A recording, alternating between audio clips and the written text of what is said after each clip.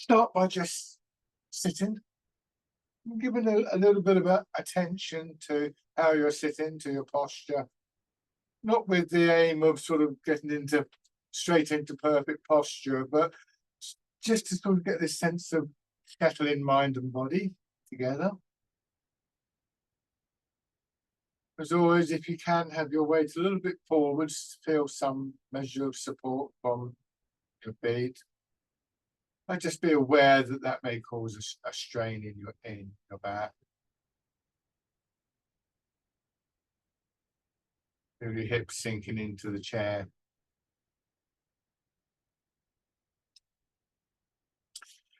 Put your hands together.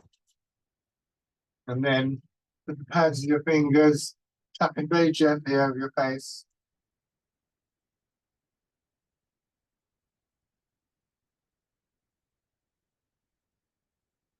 Then work up over your head and neck. I tend to use the palms of my hands here. Down to one shoulder. Again, I'm using the palm of my hand. But use whatever feels right for you. Fingers, palm of the hand, fist. The other side. Just helps you to warm up a little bit, get your circulation going. Upper part of your chest.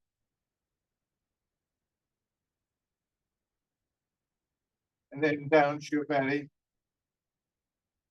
The other thing that they do is that they do actually help you get your attention into your body in a very straightforward and simple way.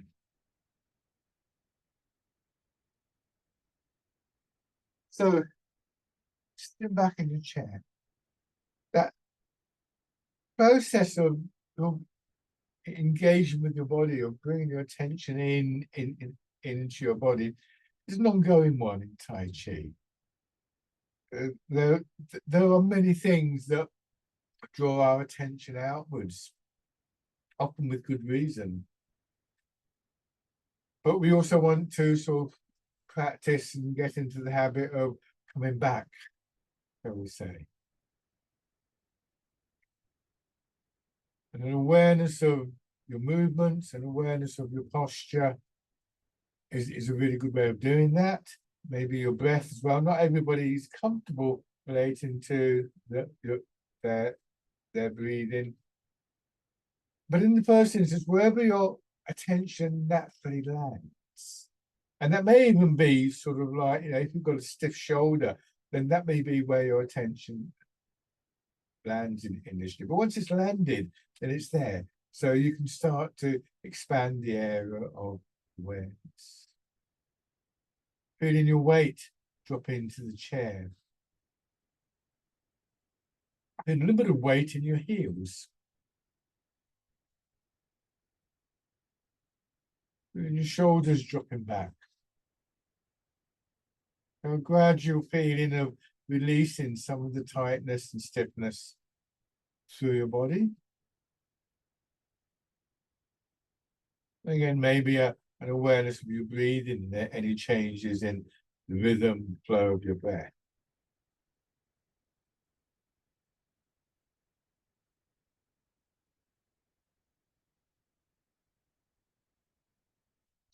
Come to the upright position again. Again, try and have your weight a little bit forwards.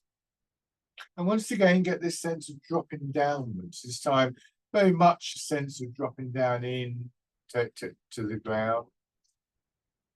And let your upper body be supported by your hips, your feet, by your spine and rib cage.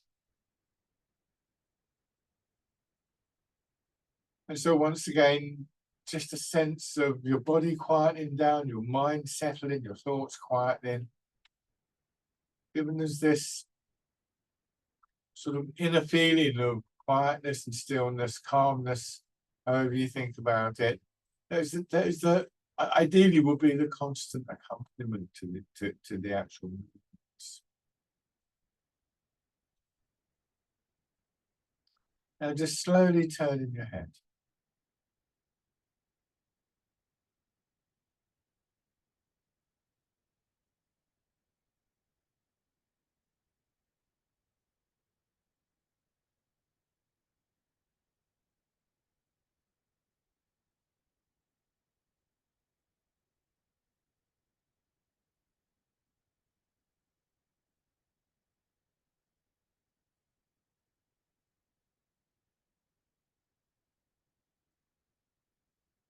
Then your shoulders, hands in front of your shoulders, circling your elbows back. So as some of you would have heard me say before, I think we get more out of Tai Chi and Qigong. We approach them as though they're moving meditations rather than simply slow exercise. I mean, they are exercise, of course they are. But the mind is an integral part of this. And now going forwards. And from that sort of point of stillness, as it were, it's as though you can look out through the body. Notice, maybe in this instance, what happens in your chest and your upper back as you roll your elbows. Then maybe here, bring your hands down to your sides, elbows out slightly, and just rotating your arms. Again, what's happening in chest and ribs, and shoulders and shoulder blades as you make these movements. And one of the things that we gradually learn to do in these arts is to begin to distinguish between those aspects of the movements that enhance the movement and those aspects that actually seem to block the movement. And so we begin to start the process of changing how we're moving. And then your hands coming up and winding around.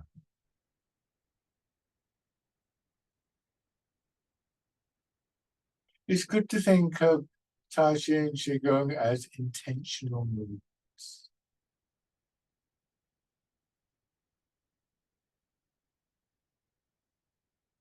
And then back the other way. So try not to drift off, or perhaps more to the point when you have drifted off, because we do, our minds naturally lively. Try and bring again your attention and your intention back. In fact, you could argue that one of your intentions is to stay present. Rest your hands down. And then easing forwards. Feel your weight going into your feet, a gentle push down, pushes your head and shoulders back. So we begin to feel that tightness, stiffness, and tension in our bodies are dissolving away. And at the same time, this quietening of our thoughts means that we feel less crowded in our minds. And so both mind and body begin to experience a certain amount of spaciousness, a certain amount of space in body, for instance, for movement. We get that growing sense of the subtlety of the changes, the patterns of movement within our body.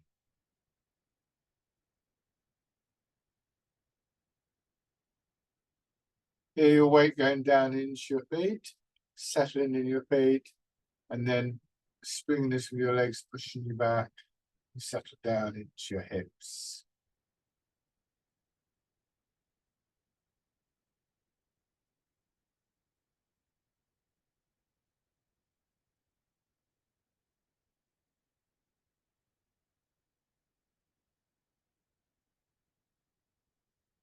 Then turn your center, so your weight goes more towards one leg.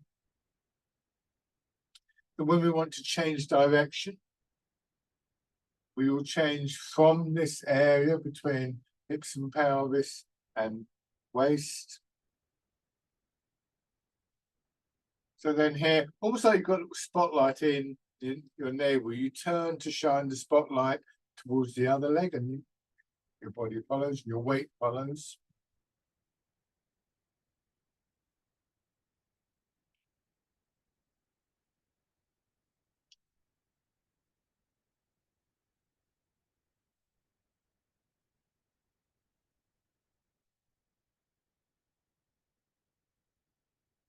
This time you go back, you feel your weight going into your right hip, and you turn again, feel the weight moving across, going forwards, and then turn. So a simple change in the center of the body ends up producing quite a big movement.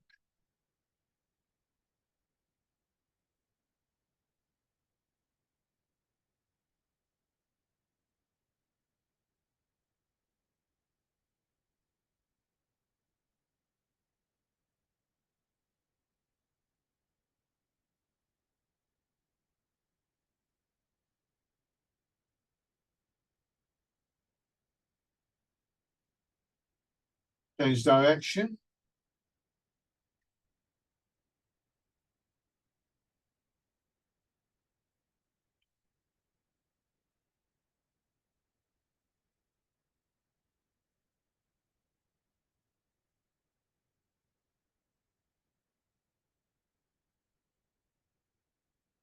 Come back to the center. And then let's push one heel up, step out, put your heel down, lower your toes, plant the foot, just gently press in, pull back. Planting the foot, pull back. So the planting is just a pressure into the ground, very light pressure, just to really feel that contact with the ground.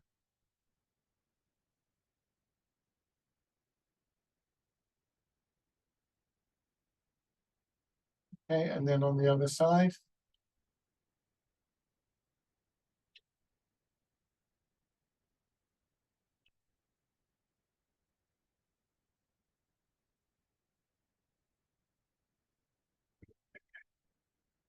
So, let your arms drop down to your sides, turn your hands palm forwards. The weight predominantly back in your hips, but then again, rolling forwards and rotating arms and then. So we begin to focus our intentions through the center part of the body. When we move in the center, we can potentially touch every part of the body. Down to the feet, up into our shoulders, hands and arms, for instance. So it becomes an increasingly important point of focus.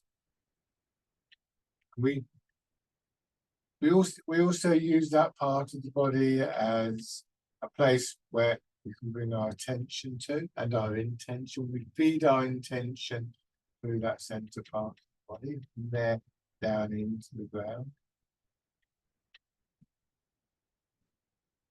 So it's like an old style telephone exchange where you basically sort of dial a number and the impulses go to the central exchange, and then they go out to whoever you're phoning, and then the conversation carries on through that route, like a sort of junction, I suppose. Say, classic image for that center part of the body being like the hub of a wheel.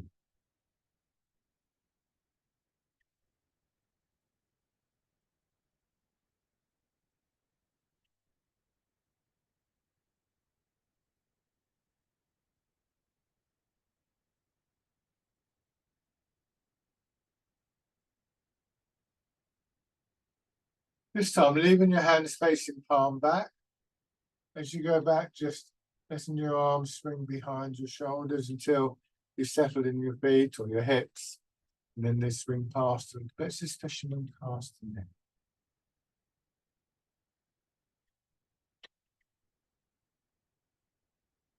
So moving through the center of the body means that potentially we affect every part of the body.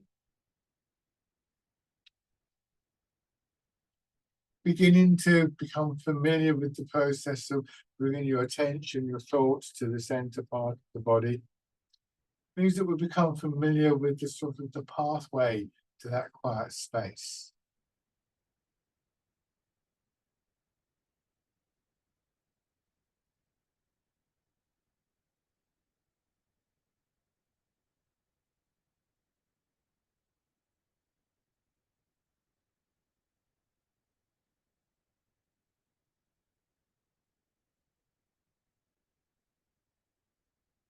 And this time, from the forward position, imagine the ball behind your arms, and then you come back, just rolling the ball in towards your chest.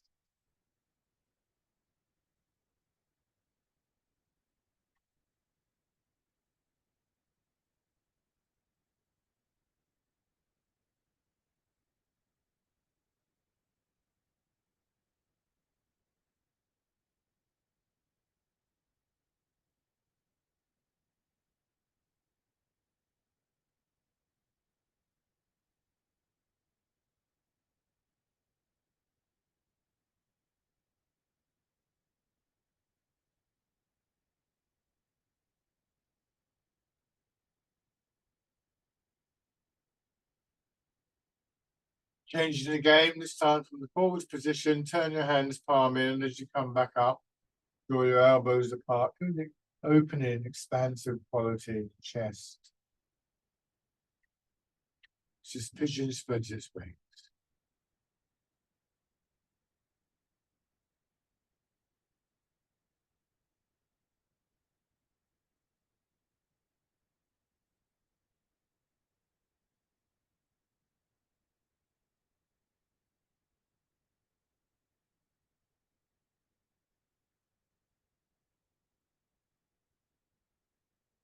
One more time. And this time, in the forward position, drawing back, your elbows go out just a little bit, turn your hands palm forward, push them away.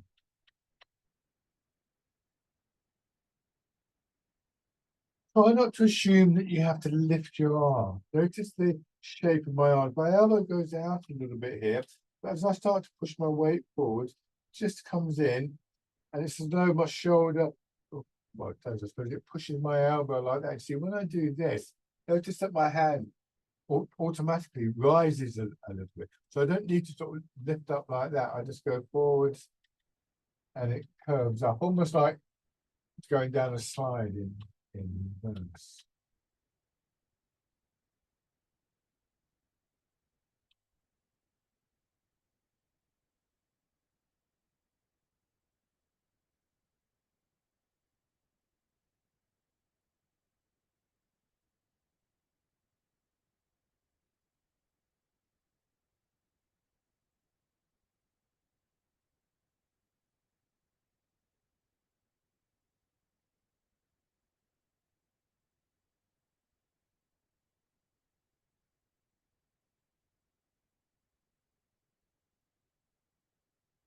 One more time.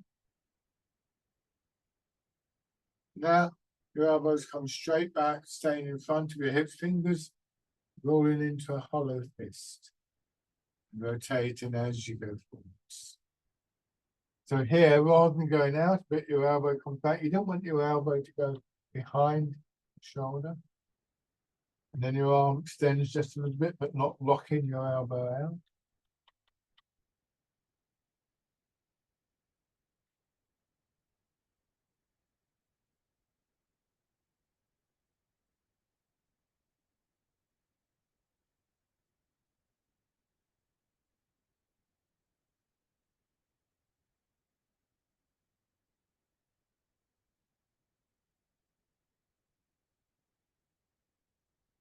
And then open your fingers, turn out, winding out and back.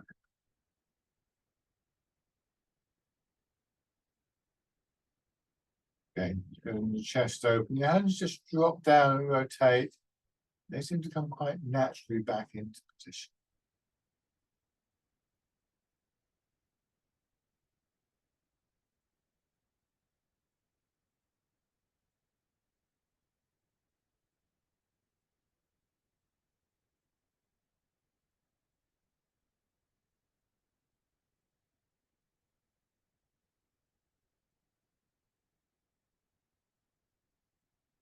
One more round.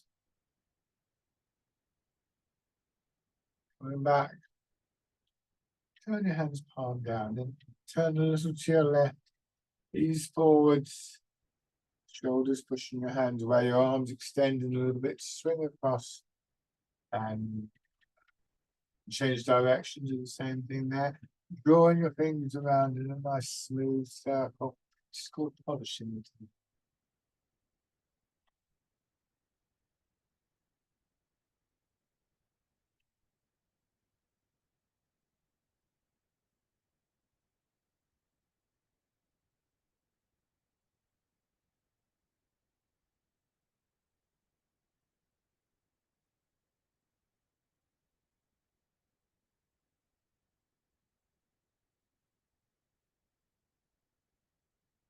Last time.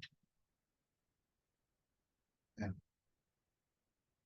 Come back to this central position. Turn your hands palm.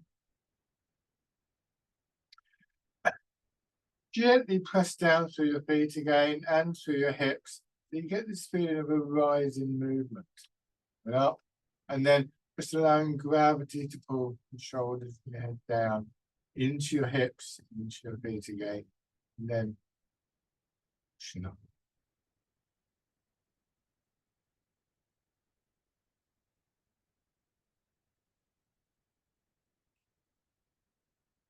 So we generate an upward movement, an expansive movement by using the pull of gravity, by pressing down into the floor, so by using the ground.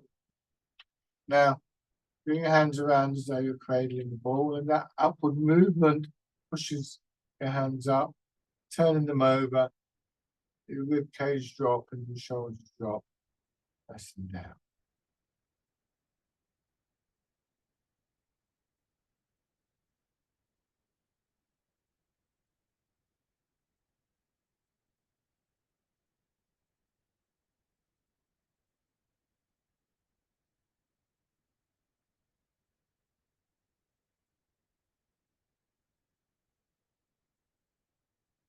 So a feature of this is that the downward movement connection to the ground is the prelude to the upward expansive movement.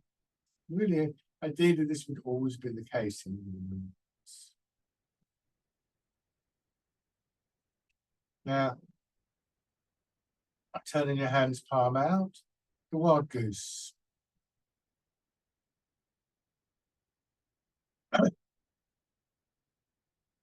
But the name of the movement suggests quite a strong image. We make use of imagery. It's one of the, in a way, the principal things that we do to helping invoke changes within our bodies and the way that we move, how our minds are able to focus.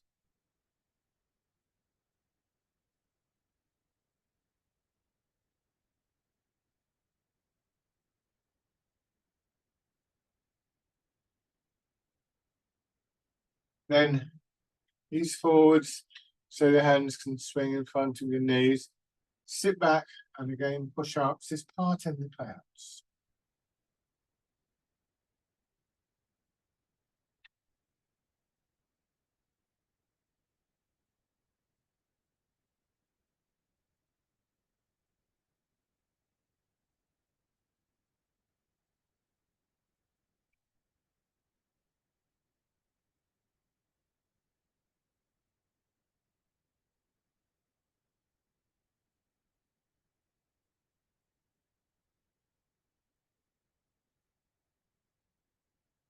All right.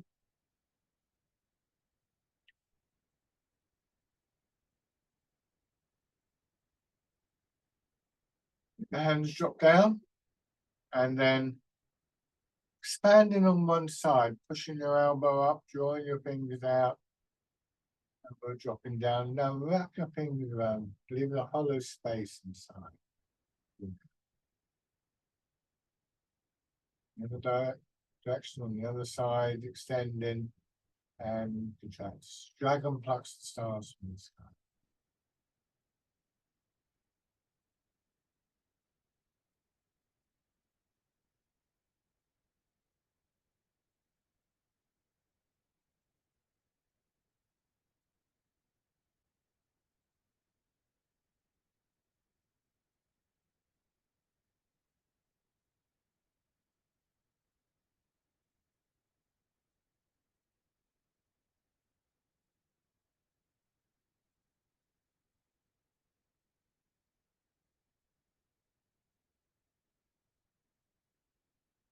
One very common image that we use is that we imagine moving through water. Which is how that affects our movements. One more time.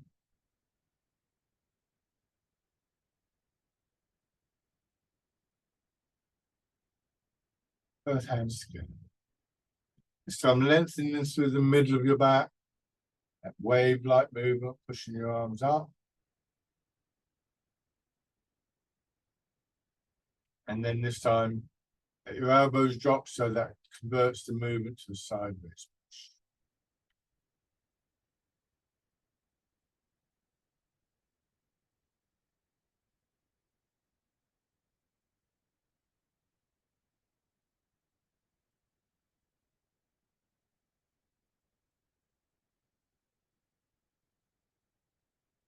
when you do the push, just trying to press upwards a little bit. So try and press, turn your arms so the palms of your hands are facing upward or outward. Don't strain in your wrists or your shoulders to do that. Notice here, this, my arms roll up.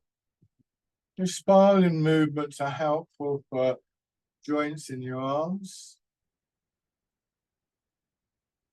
And this time when you push out, turn a little bit again in the center of your body and turn the other direction. So now we have pushing in 4 directions. The 4th direction is the one that we've just been doing, the sideways push. And which of those 4 directions, when moving in,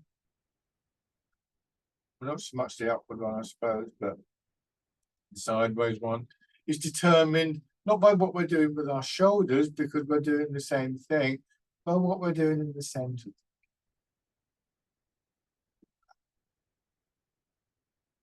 And then in the other direction, and back.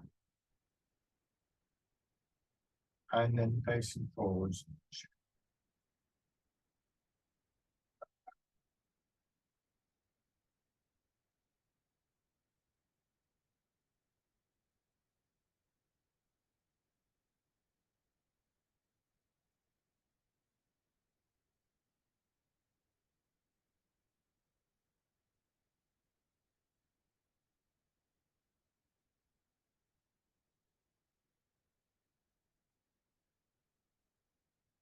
You're making this the last time, facing forwards, pushing out, and as you do, extend one foot, the heel planting the floor, knees staying slightly bent.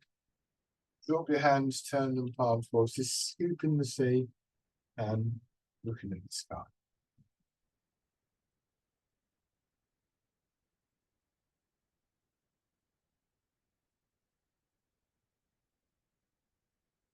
Very gently, don't go too far forwards. And we want to be able to come back nice and smoothly.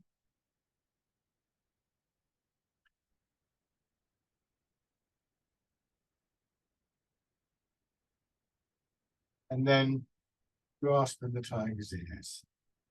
So once again, if I turn sideways, perhaps seem more easy, there's still a rolling movement, a rotation, a vertical rotation in the center of the body. It does this, it moves my head and shoulders forwards, and it's that which draws the arms over.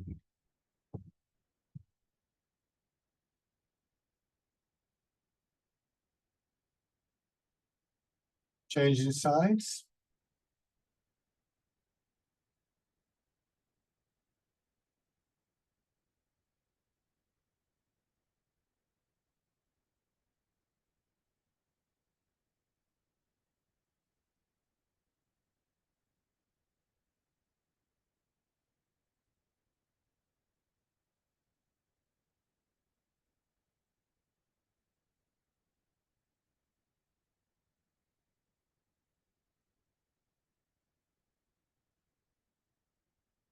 Then grasping the tiger's ears.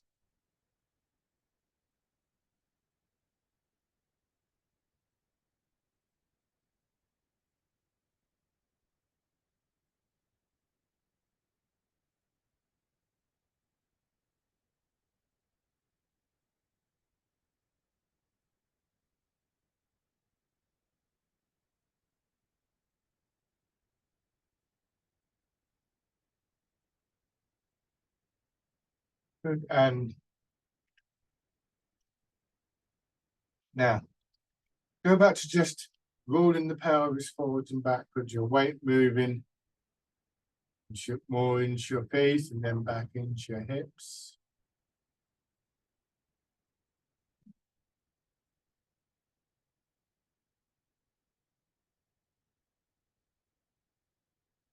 Might get a stronger feeling in your legs. You can do this. As you go forwards, you raise your heels.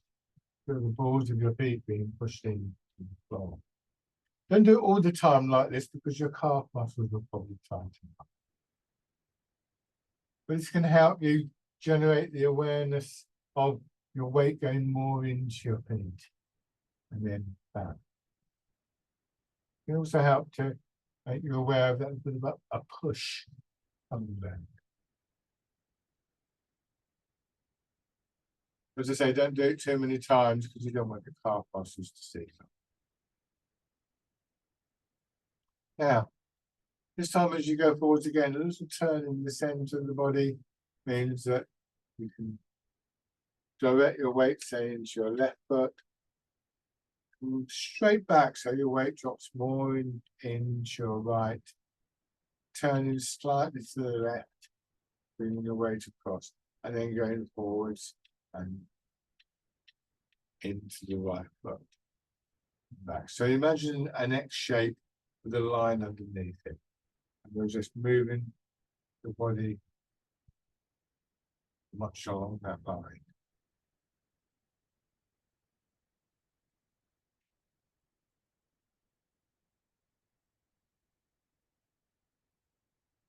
Hold your hands.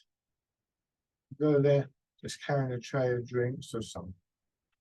This time, go across into your right, go forward into your left foot. Let that movement push your arm out a little bit. Come back, and as you turn, draw your hand across your chest. Turn your hands palm in, move across. Settle into your left hip. Do the same thing on the other side. Forward into your right foot. Turn in to swing the arm out. And then back. Forward, slightly back. This is part in the wild horse's mane.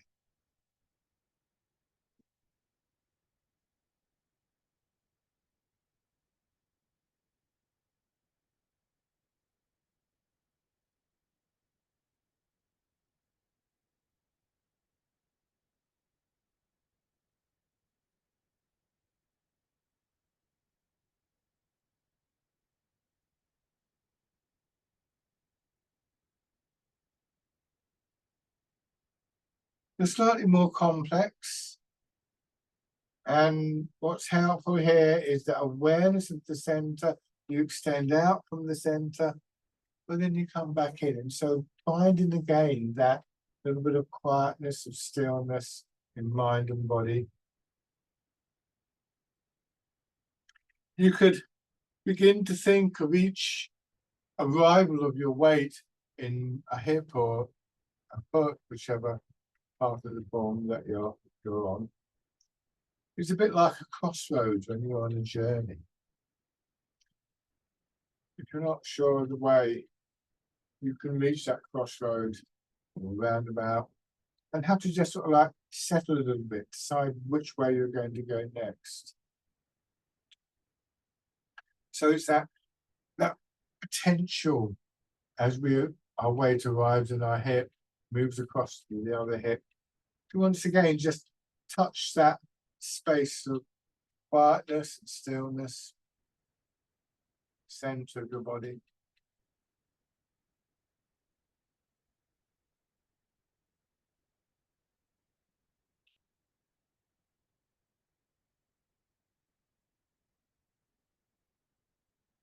The part in the wild horse's mane, one more time.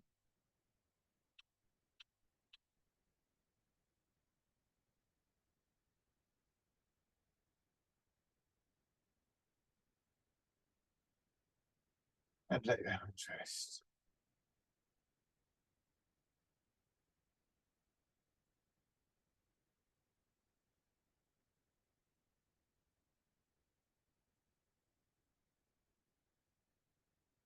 Okay, now, once again, bring your hands together. Preparing to go from seated to standing, tapping over your face.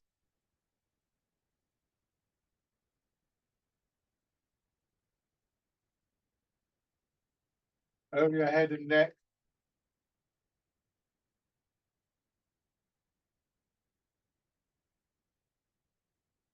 Down on the shoulder. Arm again. The other side. Your arm. And the upper part of your chest.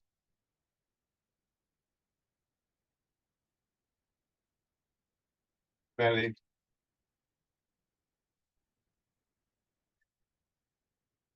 And legs.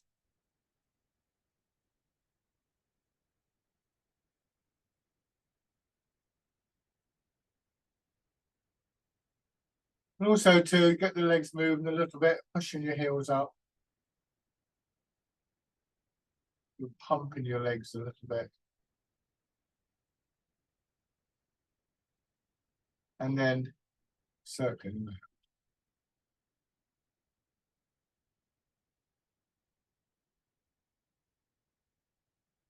Push your heels down. Before we do stand, just take a moment to bring your attention back into your center. And from there, just have a sense of maybe identifying one or two qualities that you notice and appreciate connected with this posture. And it doesn't matter whether you're thinking about mind or body, but just so that you have a sort of picture in your mind of what you're going to be trying to reproduce. So then standing, now obviously when we stand up, structurally it's not going to be the same. You can start, the chair's not there. You can always use the chair for I'm going to move mine out of the way so I don't keep bumping into it. But what you have got, hopefully, is this sense of a picture, a shape. And sometimes we say in Tai Chi, or I say in Tai Chi, that when we're doing a particular movement, maybe we've just been doing part of the wild horse's mane, you have a sort of picture of the movement. You have a shape there in the air in front of you that you allow your body to flow into.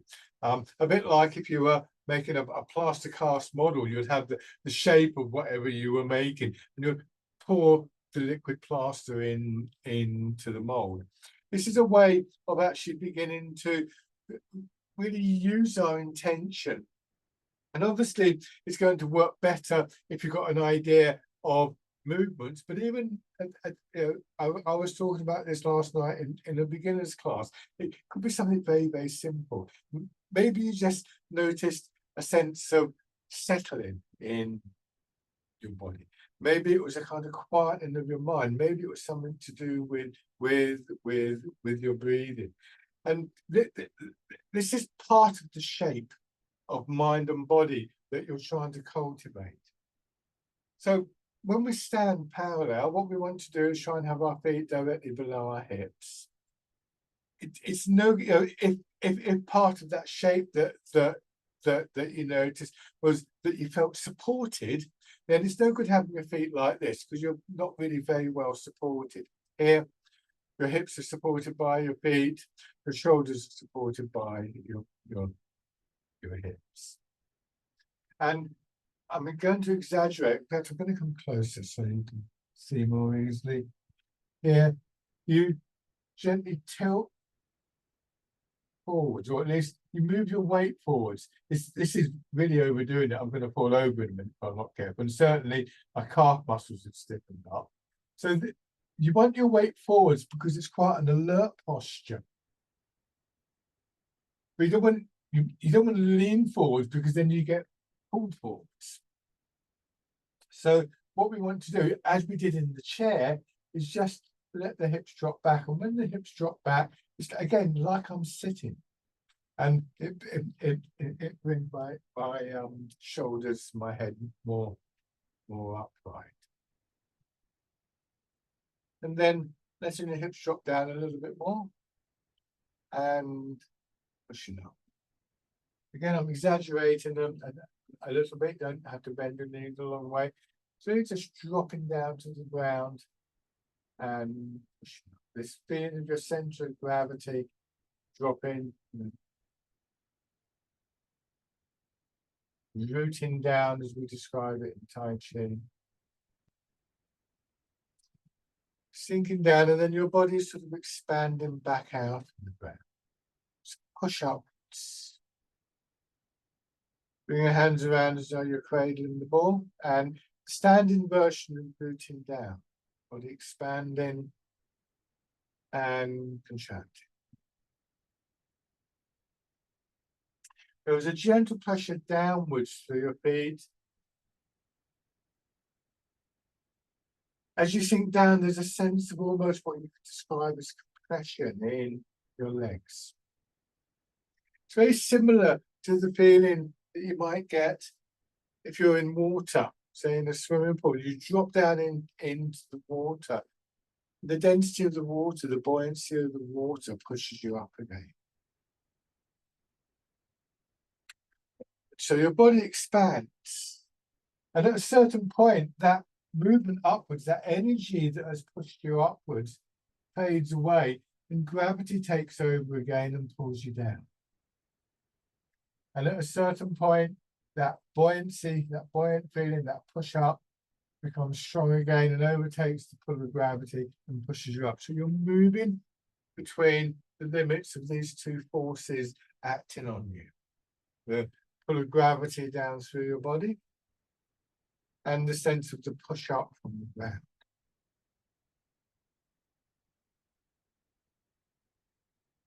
And we just want that to be a nice, even paced rhythm. Now, turn your hands palm out, fingers out, I beg your pardon, palms down. The wild goose, standing version of the wild goose.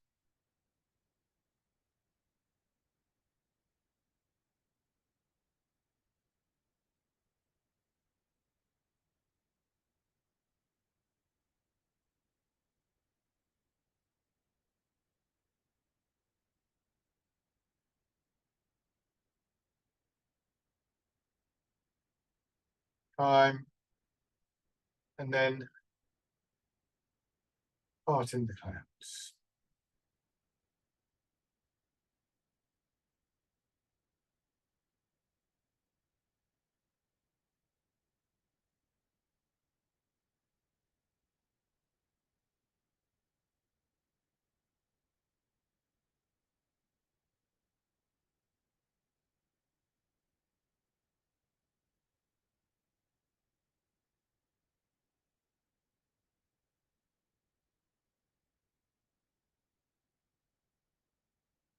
Once more.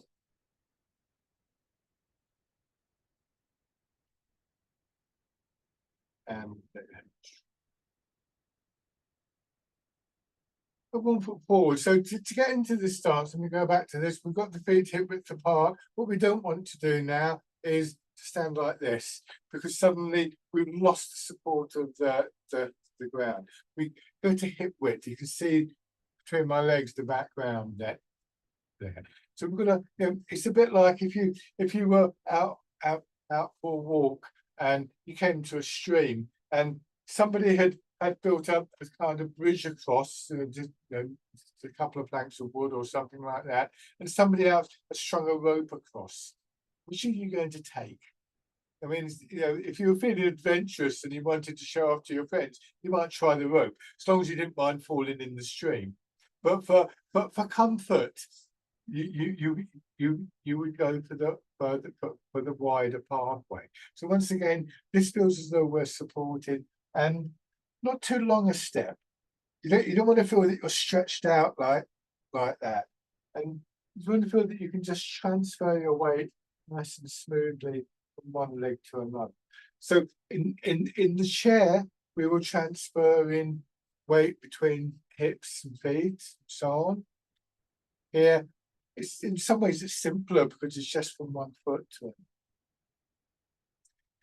As you move, try to maintain your upright stance. So earlier I said, if you're tilted over, you let your hips drop back to bring you upright.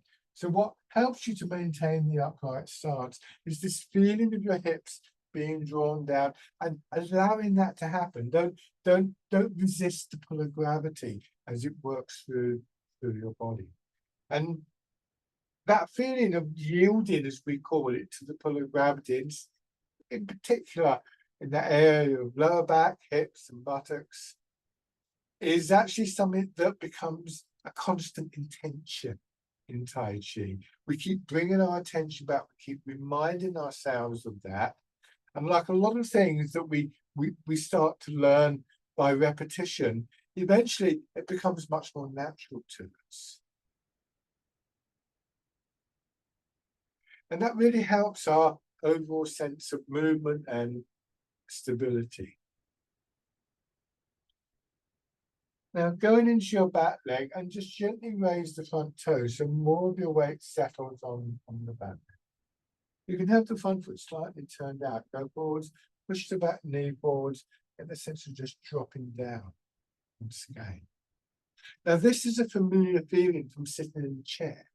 We drop into the chair. We let the chair support us. So it's a lot trickier, obviously, when we're standing. No denying that, but the sensation that we're looking for within the body is basically the same, particularly again around lower back and hips and so on. And so there's an intention to reproduce that sensation. And as we get more experience at Tai Chi, we realize that our bodies are already quite good at following intention. They do it all the time. But it's one of the facilities that we're actually training. We get better at following intention. But it does also mean that that intention has to be correctly focused. And then stepping in.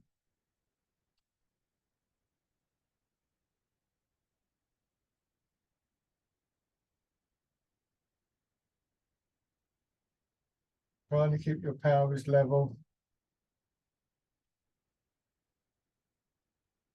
And so focused awareness, this is where the meditative aspect becomes really important.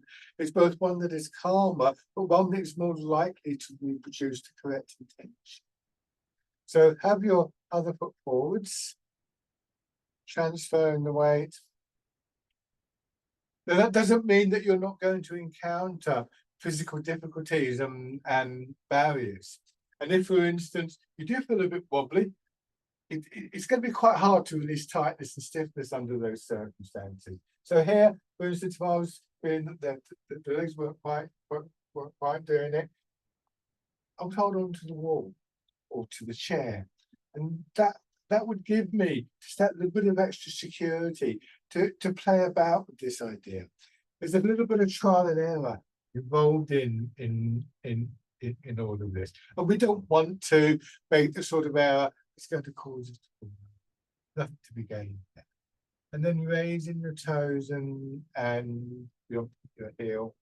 I mentioned being in water, and one of the things that we do, if you're teaching somebody to swim, or you're learning to swim yourself, and you're a bit nervous of the water, as I am, actually holding onto the bars is a really good way of finding out that the water will support you. Ballet dancers do it all the time. Dancers use supports so that they can practice certain movements that they will eventually be able to do, but you know it's all part of the learning process. Stepping in.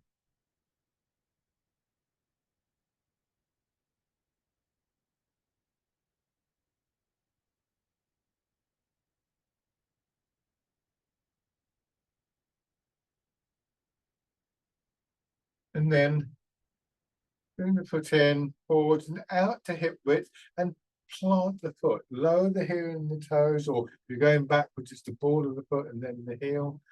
And then before you move your weight, gently press it. So this is something else that helps our movements and our stability. And again, we're doing it quite slowly. You wouldn't walk down the road like this, but gradually that sense of connection to the ground becomes more kind of full, and something we get more confident in. And then going back. There's plenty of time. If you're experiencing this, it can be a bit frustrating because some days it just won't work. Some days you'll just feel very wobbly. And there's all sorts of reasons for that. We're changing creatures.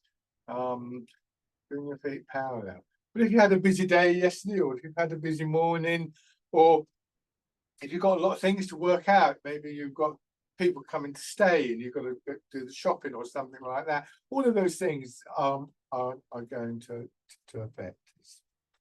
Now have your right foot forward. So mirror my movements. Sink your weight into your back foot. Turn to your right and swing your arms out. Move forwards. Sink into the front foot. Right foot and turn. This is wind blows the windows.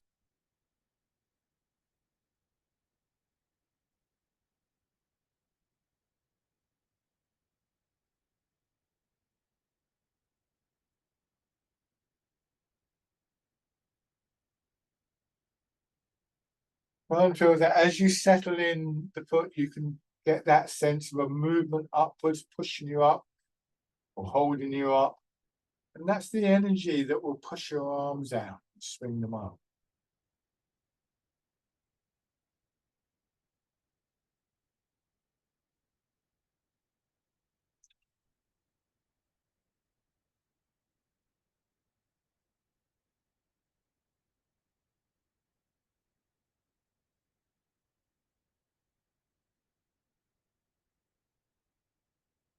Okay, good. And then your legs to shake.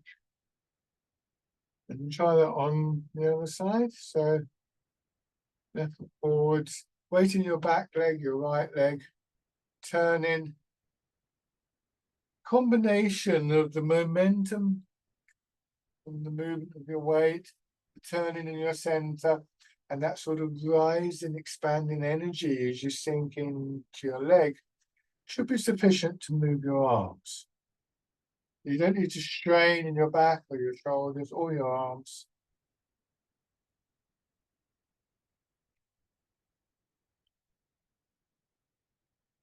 Then we're going to combine this with the step in. So again, depends where you've got the room, whether you go forwards or back. So I'm going to go forwards, pushing my back knee forwards, bringing the foot in as I turn, stepping forwards. This is called dragonfly skims the water. Going forwards, turning again, bringing the foot in. Just checking your posture here. And what you may be able to do comfortably is this, bringing the arm up, bringing the leg up, I beg your pardon, as your arms swing out. Bring the foot in, rotating, maybe to come up, but don't let that ruin the movement for you. If it's, again, if it's a bit kind of wobbly, keep the toes down.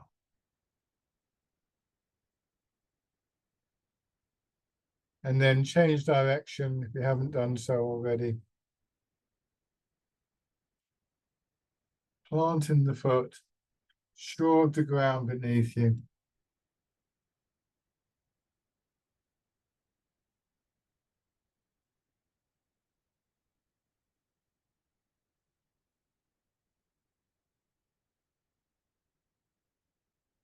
And bring your feet back. A shake out. Excellent. So go back to your chair.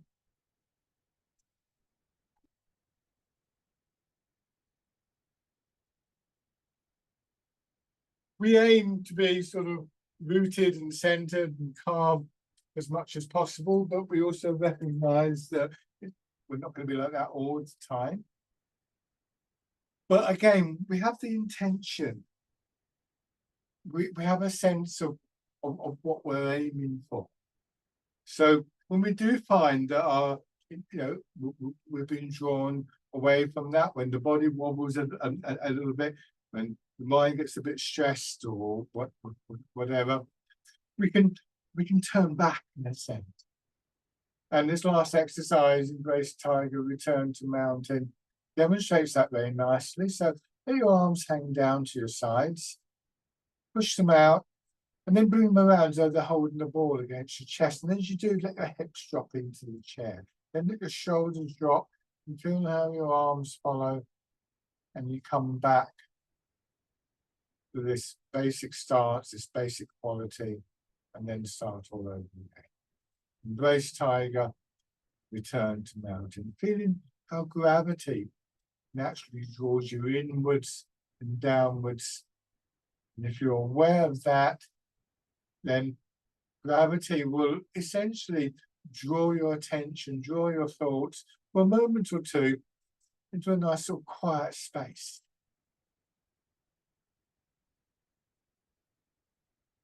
And nobody's suggesting that we stay there the whole time because we push out again. But we return.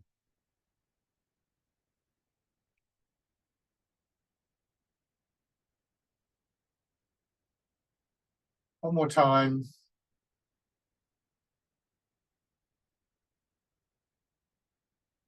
And just sit for a moment. Once again, giving yourself a chance just to register the qualities of just simply being able to sit your body nicely in line, supported by your hips, your feet, chair. Maybe aware of your breathing. And that calm, settled feeling.